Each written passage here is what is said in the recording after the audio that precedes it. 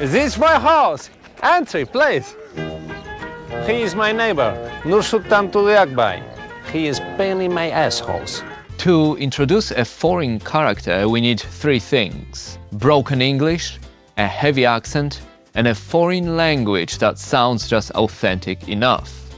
Cocainum. It's not to provide realism, but to signal who the normal characters are and who the outsiders are. You will help us find it. The perception and implied hierarchy matter in the story. We are going to listen to how cinema uses foreign language as a costume and texture rather than communication. Corlomi? Lo pronuncio correttamente? Sì, corretto.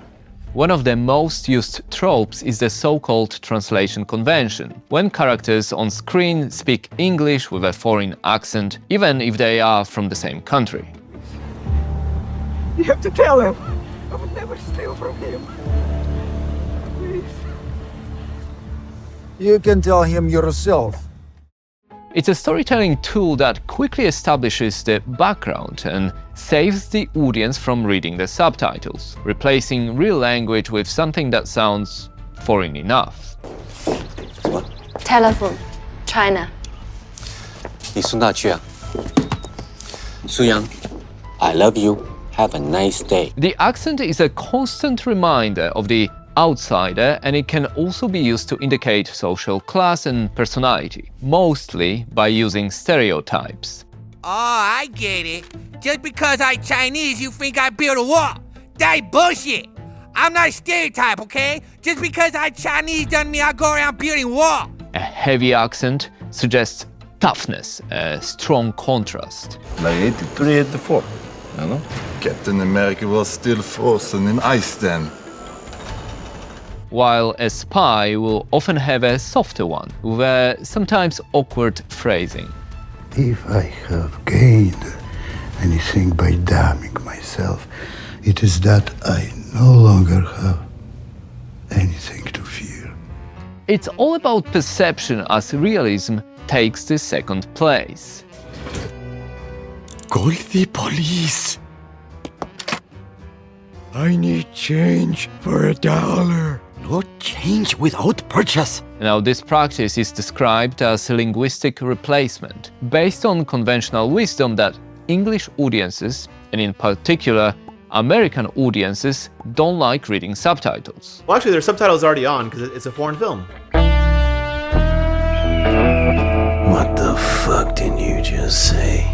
So, rather than risking losing engagement, conversations between two foreigners from the same culture are often conducted in accented English, with maybe a foreign word or two sprinkled throughout. That's all you've got! Come on, throw another one! It's a compromise that prioritizes comprehension, narrative flow, and intelligibility. So, this was the big plan, huh? But Elena was going to land the Red Rum and hand me over to the authorities. Western, but not only, cinema assumes that the audience prefers these sometimes cheesy accents rather than jumping in and out of subtitles. Plus, it's of course cheaper than getting actors to learn foreign lines fluently. A noble family. And I, at least, know who my father is. You. Pig-eating son of a whore. This convenience approach is typical for an Anglo-centric culture in which everyone speaks English as their lingua franca, but foreigners speak it with an accent. We speak different languages. Huh? We have different faces, but inside we are same.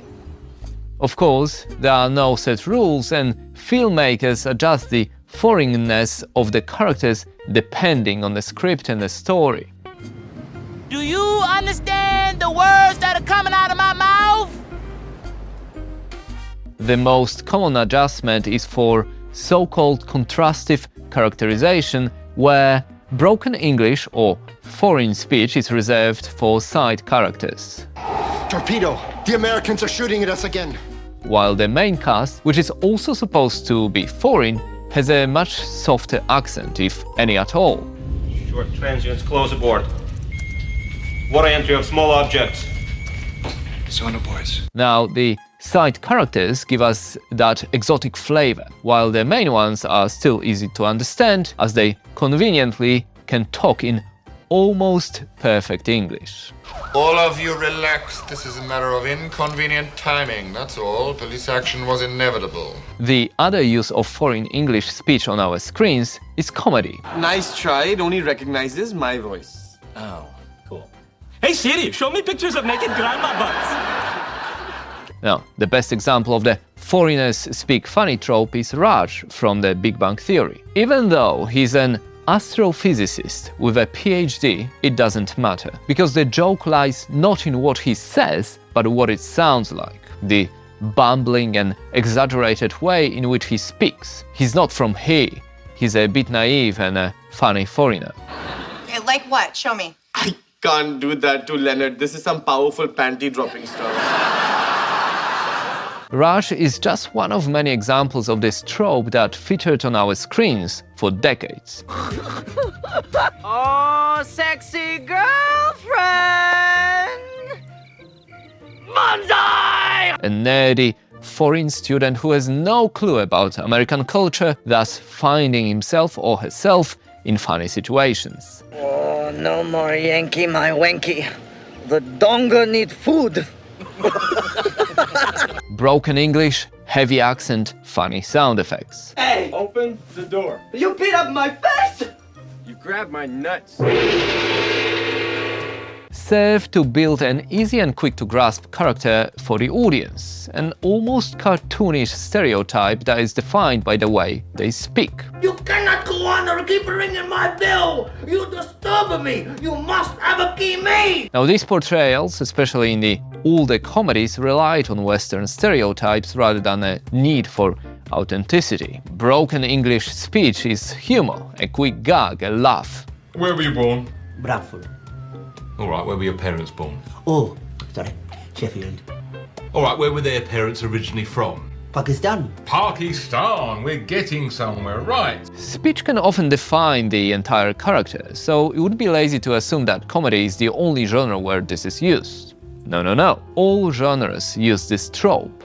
It's not as obvious, but Cold War movies, spy movies, and villains put on the non-fluent foreigner English for a narrative effect.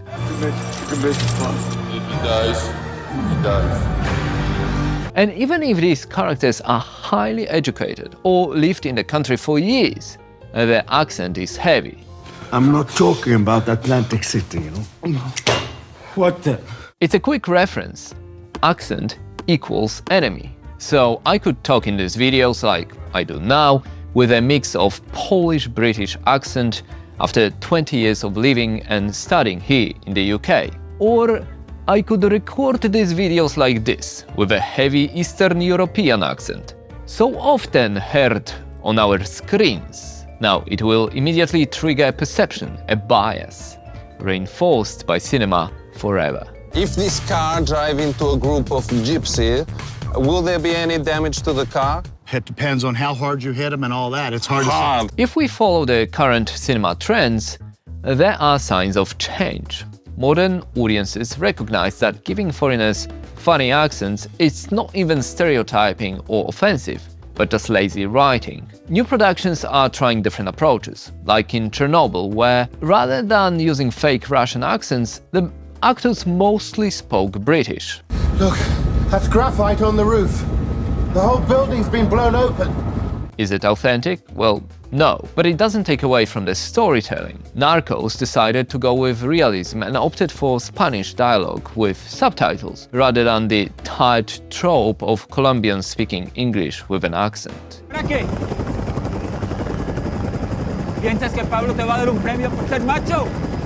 Yes, it puts up a barrier for some viewers, but it's a shift from the linguistic replacement, and younger audiences are happy to read the text on screen too. The stories we watch are an illusion, but the choice between using accented English and an actual foreign language is real. In the past, using a foreign language wasn't about realism, but rather a sense of foreignness. For English-speaking viewers, it was good enough. But now, when our shows are streamed worldwide, international audiences can quickly spot the half-assed effort. I think the Scary Movie 4 scene shows it perfectly.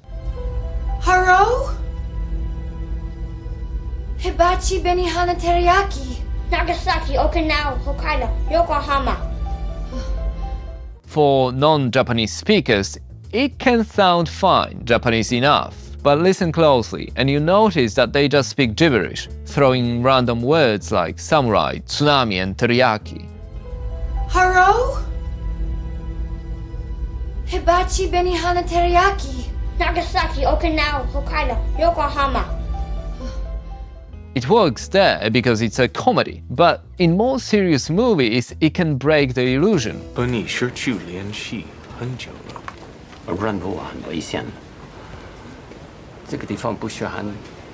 Native speakers roll their eyes when they hear the awkward, stiff pronunciations, often incorrect. Chcę ci coś pokazać. Dziś wieczorem najlepiej pozumoroko. Moroko. Spotkajmy się na cmentarzu dobrze psychicznym. For non-native speakers, it sounds possible, foreign enough to give credibility. And it's they who Hollywood worries the most, at least used to in the past. Because it's not about authenticity, but the feel of the scene for the English-speaking viewers. Кто такие? Бригада бойцов-добровольцев. Ищем товарищей. А что за бригада такая? Now, obviously, we can't expect Hollywood actors to be fluent in every language, but there must be a better way of doing it. Magneto's Polish registers as Eastern European language for the majority of the X-Men fans. But for me and for other Polish viewers, the scene is now infamous as well as hilarious. Możesz mnie aresztować. Proszę, wypuśćcie moją córkę. At least the construction worker sounded alright, not bad at all, actually. Proszę cię, nie rób tego. My name isn't Henrik. Someone asked me once, a Brit, when I'm alone with my wife at home, who's also Polish, if we talk in English. Now at first, I was confused, but then I remembered the Western Anglosphere movie tropes that all foreigners speak English, just with a funny accent on top. Here we deal in psychological manipulation. You'll be trained to determine a target's weakness. Broken language, accents, and random foreign words are all convenient narrative devices. They allow us to quickly identify a character, describe a villain, or make a scene humorous. I can't imagine a vessel so dignified could cure anything.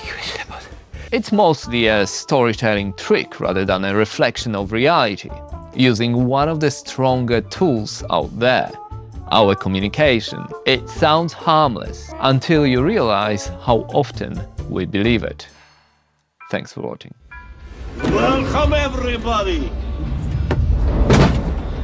I am not gas station. This is sophisticated laboratory. I'm in charge